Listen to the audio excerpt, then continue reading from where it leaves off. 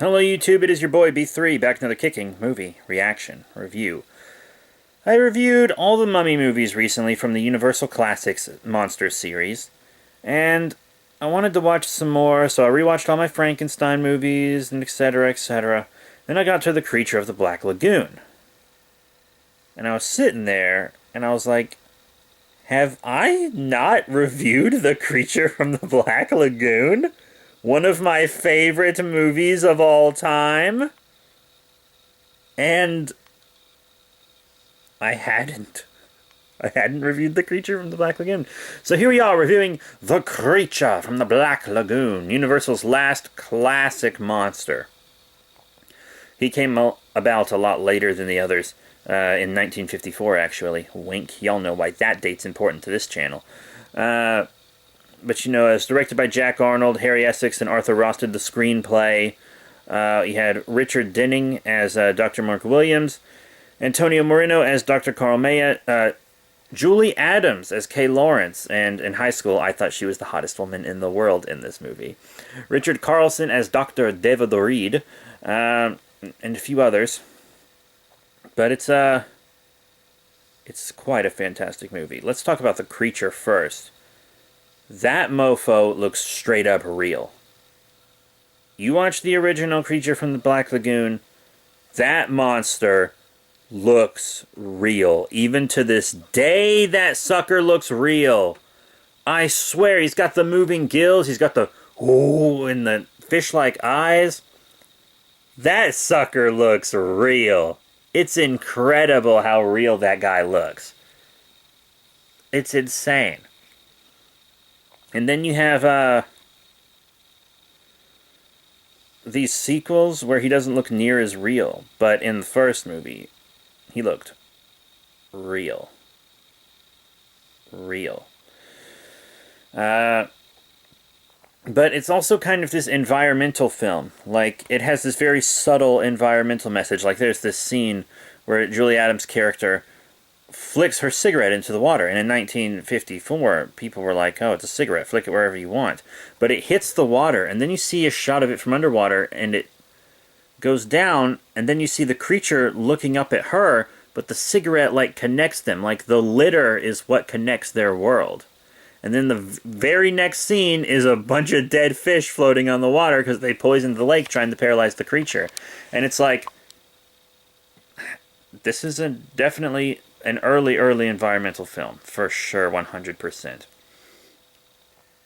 Just wow, what a fantastic film this is. It was shot in 3D, the first underwater 3D film. Back in the 50s, 3D was a big gimmick, and then it was a big gimmick in the 80s, and then, you know, we recently had it a few years ago as a big gimmick. You know, it cycles. But it was actually created in the 50s to help compete with television. That's that.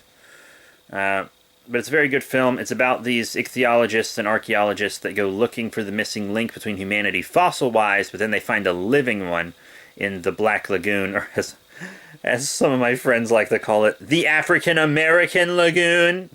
They always say, excuse me, it's the African-American Lagoon, even though the lagoon is in Africa. If I remember correctly. Or maybe it's in South America.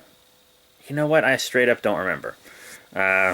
Even though I just watched the movie, and I've seen it 1,000 times. But this is just one of the greatest movies ever made, in my opinion.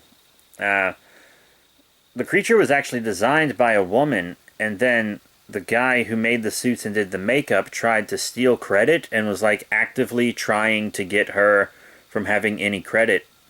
But she like refused to let him take credit for her work, and they actually sent her. She did a lot of press for the movie because she was so photogenic and excited about the creature. It was like her baby. I think she even wrote a book about her experiences with it, if I remember correctly. They talk about it more in Gargantucast. Watch the Gargantucast episode of The Creature from the Black Lagoon. That's a definite must. It's one of my favorite podcasts. All the Something Ghoulish podcasts are musts, so definitely give them a listen. Just a free plug, because I enjoy them so much. The Creature from the Black Lagoon is one of my favorite movies of all time. Probably one of the best movies of all time. It's extremely memorable. It has one of the most merchandised monsters of all time as well. Who doesn't love The Creature from the Black Lagoon?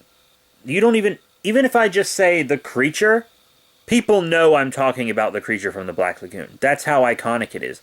I don't even have to specify. I just say The Creature, and they know what I mean.